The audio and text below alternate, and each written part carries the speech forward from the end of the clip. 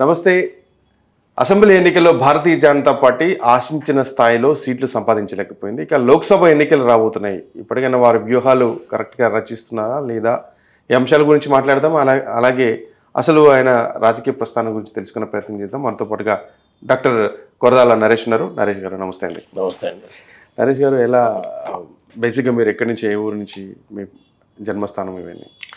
అంటే మాది ప్రాపర్, నేను పుట్టింది నల్గొండ జిల్లా, కానీ వీఆర్ సెటిల్ ఇన్ కుకట్పల్లి. నా చిన్నతనం నుంచి నా ఎడ్యుకేషన్ అంతా కుకట్పల్లినే అయ్యింది. సో మా నాన్నగారు చిన్న లేబర్ కాంట్రాక్టు. సో కుకట్పల్లి తర్వాత ఆయన మున్సిపల్ కాంట్రాక్ట్స్ కూడా చేసిండు కుకట్పల్లిలో. సో నా education degree Nizam college. So ఇది ఇక్కడ ఇంటర్ ఇవన్నీ అయిపోయినాక పీజీ వచ్చేసి arts college Osman university, PhD కూడా అక్కడనే చేశాను. పీజీ ఏం సబ్జెక్ట్లో ఉన్నారు? Political science. రాజకీయ నాయకుడు కావాలని ముందే సో నేను అంటే బేసిక్గా చిన్నప్పటి నుంచి కూడా స్టూడెంట్ లీడర్షిప్ చేసేవాడిని. స్కూల్లో నుంచి కూడా నేను స్కూల్ ప్రెసిడెంట్గా ఎన్నికల్లో గెలిచాను. ఓకే.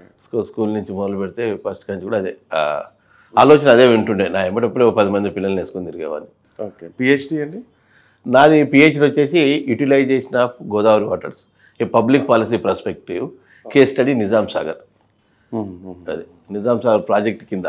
అయితే మనం కాళేశ్వరం రెడ్డి గురించి మాట్లాడాలి. అయితే చాలా అప్పుడు రీసెర్చ్ కాళేశ్వరం అనేది పూర్తి అది ఆఫ్లైన్ ప్రాజెక్ట్, అదే నది మీద కట్టింది కదా. చాలా మంది ఇంజనీర్లు అందరూ ఎంతో మంది చెప్పారు అది పనికిరాని ప్రాజెక్ట్.